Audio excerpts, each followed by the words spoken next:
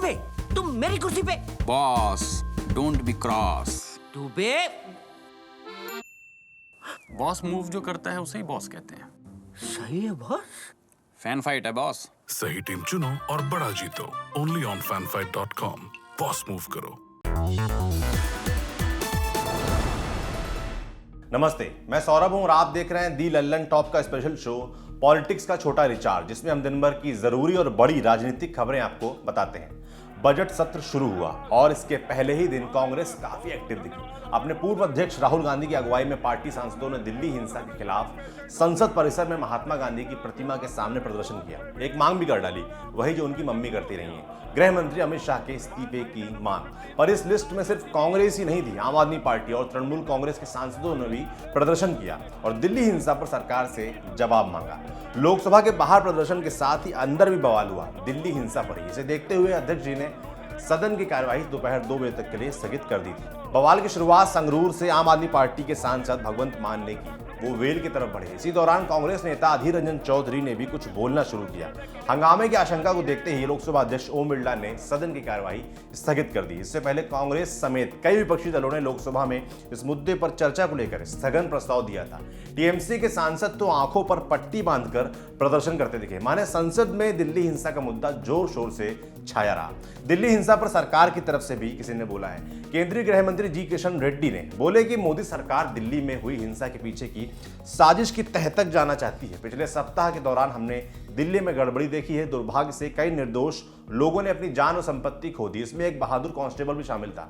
उन्होंने कहा कि मोदी सरकार दंगों को गति देने के लिए यदि कोई हो तो साजिश का खुलासा करने के लिए, सच्चाई के तह तक जाने के लिए दृढ़ संकल्पित है। दिल्ली हिंसा पर सरकार को पूर्व उपराष्ट्रपति हामिद अंसारी ने भी घेरा। एक टीवी इंटरव्यू में पूर्व उपराष्ट्रपति ने कहा, दिल्ली में कत्लेआम पहले भी हुए, लेकिन पहले कत्लेआम बाहर वाले आक्रमणकारी करते करवाते थे, जैसे नादिर शाह, अहमद शाह अब्दाली ने आकर दिल्ली वालों को मारा। अब दूसरे तरह की हत्या हुई है। 1947 में जो हुआ सबसे भयानक था, लेकिन यह पहली बार है जब सब कह रहे हैं कि सरकार ने रोकने की कोशिश नहीं की। अब चलते हैं महाराष्ट्र, जहां के मालेगांव में ओवैसी की पार्टी AIMIM के एक विधायक ने भड़काऊ बयान दिया है। विधायक का नाम है मुफ्ती मोहम्मद इस्माइल। कह रहे हैं, अगर हम शांति बनाए रखना जानते हैं तो यह भी जानते हैं कि इसे भंग कैसे करना है। सुनिए क्या बोले वो। अगर इस तरह होता रहा तो शहर की आवाम खामोश नहीं बैठेगी। कई लोगों ने यह बात कही है कि अमन अमान हमारी वजह से है। अगर शहर पर बुरा वक्त आता है, डिपार्टमेंट से पहले हम जाकर के लोगों का सामना करते हैं, लोगों को समझाते हैं, लोगों की मिन्नत समाजत करते हैं। अपने शहर का अमन अमान, अपने शहर में अपनी मिल्कियत और जान महफूज रहे, उसके लिए हम अपनी जान हथेली पर लेकर मजमे में जाते हैं। अगर बात हम पर आएगी तो डिपार्टमेंट इस बात को नोट कर ले कि अगर अमन अमान बाकी रखना जानते हैं तो अमन अमान कैसे जाएगा वो भी हमें पता है। हमने कोई चूड़ियां नहीं पहनी है, ये हमारी शराफत है।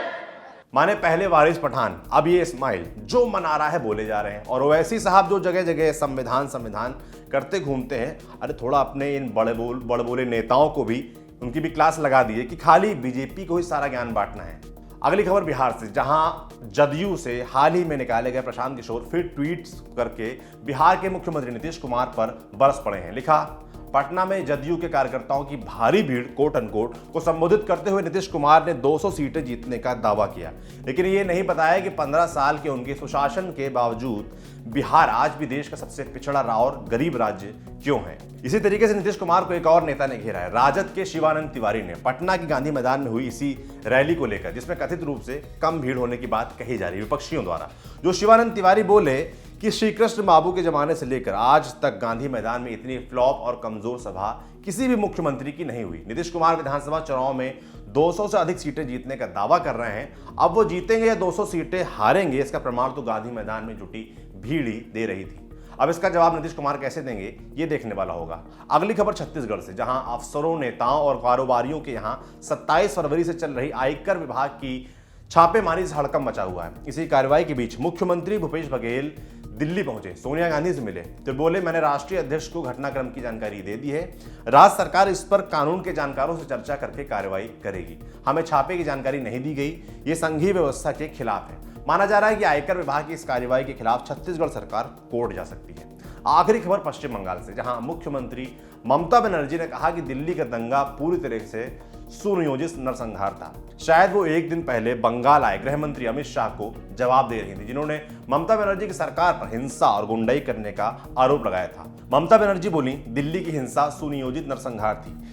मासूम लोगों की हत्या से अत्यंत दुखी हूं। भारतीय जनता पार्टी पश्चिम बंगाल समेत पूरे देश में दंगों का गुजरात मॉडल लागू करने की कोशिश कर रही है। गोली मारो के नारे पर भी ममता बनर्जी ने जवाब दिया। कहा, मैं उन लोगों की निंदा करती हूं जिन्होंने लोग कोलकाता की सड़कों पर गोली मारो के नारे लगाए। इस बारे में कानून अपना काम करेगा। यह दिल्ली नहीं है।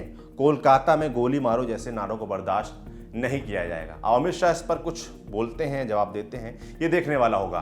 खैर, आज के पॉलिटिक्स का छोटा रिचार्ज में बस इतना ही। आप देखते रहिए दी लल्लन टॉप। शुक्रिया।